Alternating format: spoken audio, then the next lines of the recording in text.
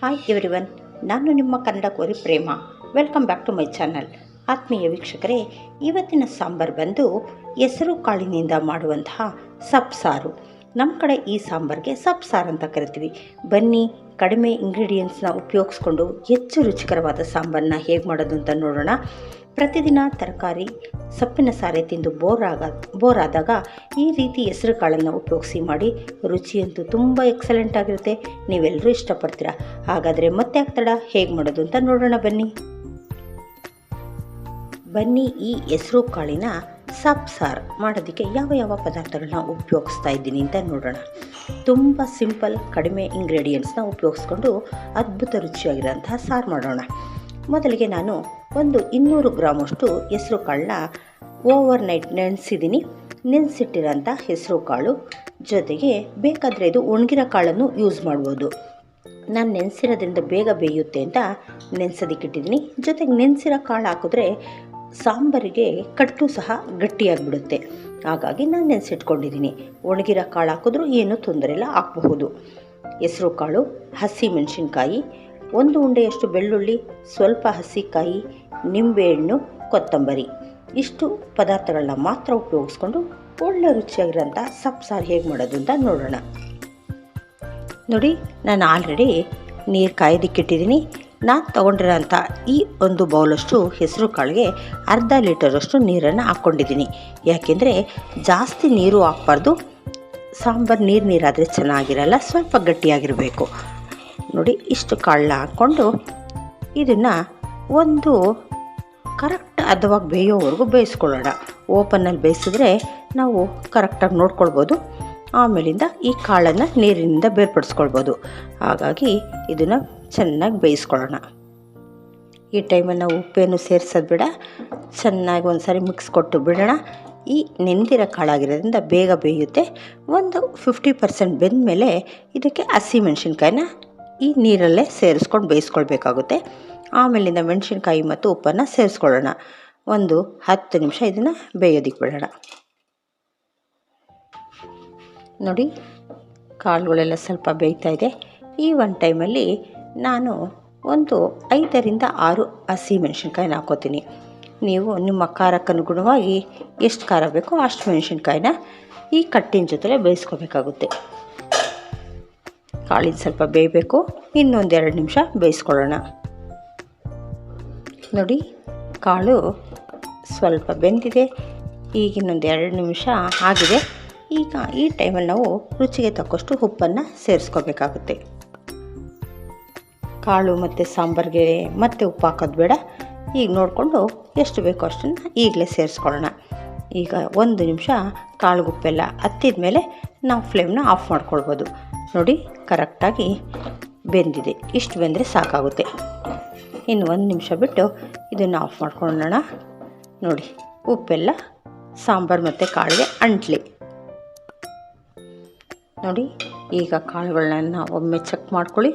ನೋಡಿ, ಈ ರೀತಿ ಚೆಕ್ ಮಾಡಿದ್ರೆ ಇದು ಸಾಫ್ಟಾಗಿ ಆಗಬೇಕು. ಈಗಾದರೆ ಕರೆಕ್ಟಾಗಿ ಬೆಂದಿದೆ ಅಂತ ಈಗ ನಾನು ಫ್ಲೇಮ್ನ ಆಫ್ ಮಾಡ್ಕೊತಾ ಇದ್ದೀನಿ. ನೋಡಿ, ಈ ರೀತಿ ಕಾಳು ಬೆಂದ ಮೇಲೆ ನಾವು ಈ ಕಟ್ಟನ್ನು ಮತ್ತು ಕಾಳನ್ನು ಸಪ್ರೇಟ್ ಮಾಡ್ಕೊಳ್ಬೇಕಾಗುತ್ತೆ. ಈಗ ಈ ಕಟ್ಟು ಚೆನ್ನಾಗಿ ಬಿಸಿ ಕಡಿಮೆ ಆಗಬೇಕು. ಆ ನಂತರ ನಾವು ಸಾಂಬಾರನ್ನ ಕೂಡಿಸ್ಬೇಕಾಗುತ್ತೆ.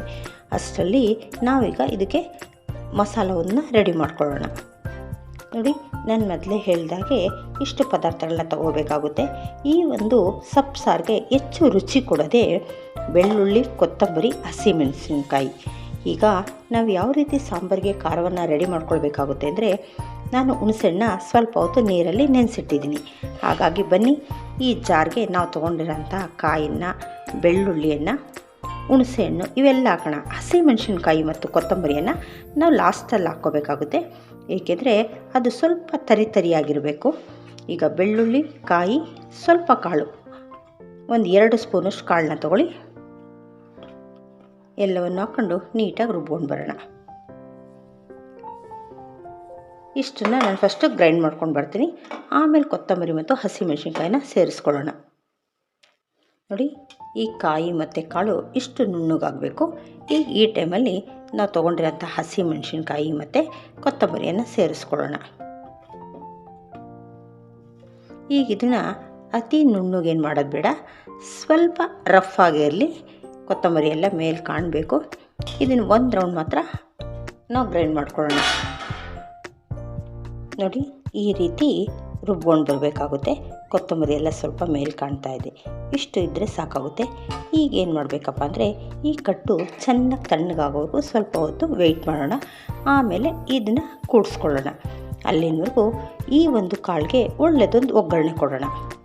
ನೋಡಿ, ಈ ಹೆಸರು ಕಾಳಿನ ಒಗ್ಗರಣೆಗೆ ನಾನು ಏನೇನು ಪದಾರ್ಥಗಳನ್ನ ಉಪಯೋಗಿಸ್ತಾ ಇದ್ದೀನಿ ಅಂದರೆ, ಸಿಂಪಲ್ಲಾಗಿ ಒಂದು ಎಣ್ಣೆ, ಸಾಸಿವೆ, ಕರಿಬೇವು, ಈರುಳ್ಳಿ ಮತ್ತು ರೆಡ್ ಚಿಲ್ಲೀಸು, ಸ್ವಲ್ಪ ಅರಿಶಿಣ ಪೌಡರ್, ಸ್ವಲ್ಪ ಕೊತ್ತಂಬರಿ, ಒಂದು ಅರ್ಧ ಬೌಲ್ನಷ್ಟು ಹಸಿ ಕಾಯಿ ತುರಿ, ಇಷ್ಟನ್ನು ಉಪಯೋಗಿಸ್ಕೊಂಡು ಈ ಕಾಳಿಗೊಂದು ಒಳ್ಳೆ ಒಗ್ಗರಣೆ ಕೊಟ್ಟರೆ ಸಾಂಬಾರು ಜೊತೆ ಒಳ್ಳೆ ಕಾಂಬಿನೇಷನ್ ಪಲ್ಯ ರೆಡಿಯಾಗುತ್ತೆ. ನೋಡಿ, ಪಲ್ಯದ ಒಗ್ಗರಣೆ ಮಾಡೋದಕ್ಕೆ ಸ್ಟವ್ ಹಚ್ಚಿ ಒಂದು ಬಾಣಲೆಯನ್ನು ಇಟ್ಕೊಂಡಿದ್ದೀನಿ. ಅದಕ್ಕೆ 3ರಿಂದ 4 ಸ್ಪೂನಷ್ಟು ಎಣ್ಣೆಯನ್ನು ಸೇರಿಸ್ಕೊತಾ ಇದ್ದೀನಿ. ಎಣ್ಣೆ ಚೆನ್ನಾಗಿ ಬಿಸಿಯಾಗಲಿ. ಎಣ್ಣೆ ಬಿಸಿಯಾಗಿದೆ. ಈಗ ಇದಕ್ಕೆ ಅರ್ಧ ಸ್ಪೂನಷ್ಟು ಸಾಸಿವೆಯನ್ನು ಸೇರಿಸ್ಕೊಳ್ಳೋಣ. ನೋಡಿ, ಸಾಸಿವೆ ಚೆನ್ನಾಗಿ ಚಿಟಪಟ ಅಂತ ಸಿಡಿದ್ಮೇಲೆ ನಾನು ತೊಗೊಂಡಿರೋಂಥ ಮೀಡಿಯಮ್ ಸೈಜಿನ 2 ಈರುಳ್ಳಿಗಳನ್ನ ಕಟ್ ಮಾಡಿ ಇಟ್ಕೊಂಡಿದ್ದೀನಿ. ಅದನ್ನು ಸಹ ಈ ಒಗ್ಗರಣೆಗೆ ಸೇರಿಸ್ಕೊತಾ ಇದ್ದೀನಿ. ಜೊತೆಗೆ ಒಂದು ಗರಿಯಷ್ಟು ಕರಿಬೇವನ್ನು ಸಹ ಸೇರಿಸ್ಕೊಂಡು ಇದನ್ನು 1 ನಿಮಿಷ ಚೆನ್ನಾಗಿ ಫ್ರೈ ಮಾಡ್ಕೊಳ್ಳೋಣ. ಈರುಳ್ಳಿ ಎಲ್ಲ ಬ್ರೌನ್ ಕಲರ್ ಬರೋವರೆಗೂ ಫ್ರೈ ಮಾಡೋಣ. ನೋಡಿ, ಇದು ಬ್ರೌನ್ ಕಲರ್ ಆಗಿದೆ. ಈಗ ನಾವು ಇದಕ್ಕೆ ಉಳಿದಿರೋಂತಹ ಪದಾರ್ಥಗಳನ್ನ ಸೇರಿಸ್ಕೊಳ್ಳೋಣ. ನೋಡಿ, ಇದಕ್ಕೆ ಸ್ವಲ್ಪ ಒಂದು 1/4 ಟೀ ಸ್ಪೂನಷ್ಟು ಅರಿಶಿಣವನ್ನು ಸೇರಿಸ್ಕೊತೀನಿ. ಇದ್ರ ಜೊತೆಗೆ ನಾವು ಬೇಯಿಸಿಟ್ಕೊಂಡಿರ್ತೀವಲ್ವ ಹೆಸರು ಕಾಳನ್ನ, ಅದನ್ನು ಸೇರಿಸ್ಕೊಳ್ಳೋಣ. ಇದಕ್ಕೆಲ್ಲ ಒಂದು ಮಿಕ್ಸ್ ಕೊಟ್ಬಿಟ್ಟು ಈ ಹೆಸರು ಕಾಳನ್ನು ಸಹ ಈಗ ಸೇರಿಸ್ಕೊಳ್ಳೋಣ. ಹೆಸರು ಕಾಳು ಮತ್ತು ನಾನು ತೆಗೆದಿಟ್ಕೊಂಡಿರೋಂಥ ಹಸಿ ಕಾಯಿ ತುರಿಯನ್ನು ಸಹ ಇದಕ್ಕೆ ಸೇರಿಸ್ಕೊಂಡು, ಜೊತೆಗೆ ಕೊತ್ತಂಬರಿ, ಆಲ್ರೆಡಿ ನಾವು ಆಗಲೇ ಕಾಳು ಬೇಯೋವಾಗಲೇ ಉಪ್ಪು ಹಾಕಿರ್ತೀವಿ, ಹಾಗಾಗಿ ಉಪ್ಪು ಏನು ಹಾಕೋದು ಬೇಕಿಲ್ಲ. ಕೊತ್ತಂಬರಿಯನ್ನು ಸೇರಿಸ್ಕೊಂಡು ಒಳ್ಳೆಯದೊಂದು ಮಿಕ್ಸ್ ಕೊಡೋಣ. ನೋಡಿ, ನೀಟಾಗಿ ಒಂದು ಮಿಕ್ಸ್ ಕೊಟ್ಟರೆ ಈ ಒಂದು ಸಾಂಬಾರಿಗೆ ಪಲ್ಯ ರೆಡಿ ಆಗುತ್ತೆ.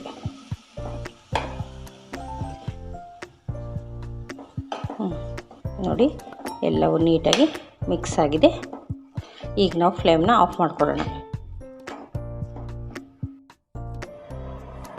ನೋಡಿ, ಕಟ್ಟೆಲ್ಲ ತುಂಬ ತಣ್ಣಗಾಗಿದೆ.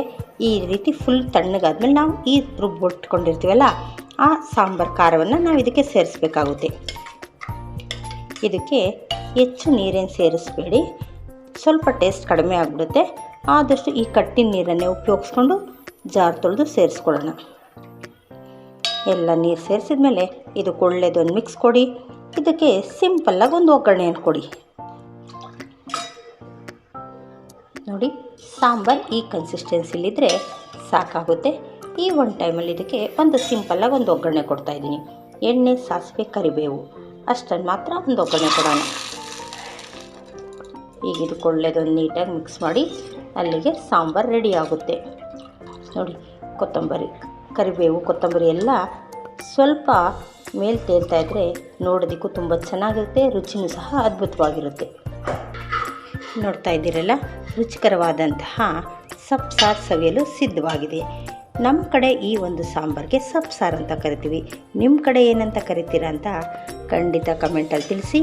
ಈ ಒಂದು ಸಾರನ್ನ ಹೆಸರು ಕಾಳಿಂದಲೂ ಮಾಡ್ಬೋದು, ಅಥವಾ ಹಸಿ ಕಾಳಿರುತ್ತಲ್ಲ ಆ ಸೀಸನ್ನಲ್ಲಿ ನಾವು ಅವರೆಕಾಳು, ಅಳಸಂದೆ ಕಾಳಿಂದ ಮಾಡಿದ್ರೆ ಇದು ರುಚಿ ಮತ್ತಷ್ಟು ಅದ್ಭುತವಾಗಿರುತ್ತೆ. ಹಾಗಾಗಿ ಈ ಒಂದು ಸಾಂಬಾರು ಮುದ್ದೆ ಜೊತೆ ಅಂತೂ ಒಳ್ಳೆ ಕಾಂಬಿನೇಷನ್ ಅಂತ ಹೇಳ್ಬೋದು. ಮುದ್ದೆ, ಅನ್ನ ಎಲ್ಲದಕ್ಕೂ ಚೆನ್ನಾಗಿರುತ್ತೆ. ಹಾಗಾಗಿ ನಿಮ್ಮೆಲ್ಲರಿಗೂ ಈ ರೆಸಿಪಿ ಇಷ್ಟ ಆಗಿದ್ದರೆ ಲೈಕ್, ಶೇರ್, ಸಬ್ಸ್ಕ್ರೈಬ್ ಮಾಡೋದನ್ನ ಮರಿಬೇಡಿ. Thank you.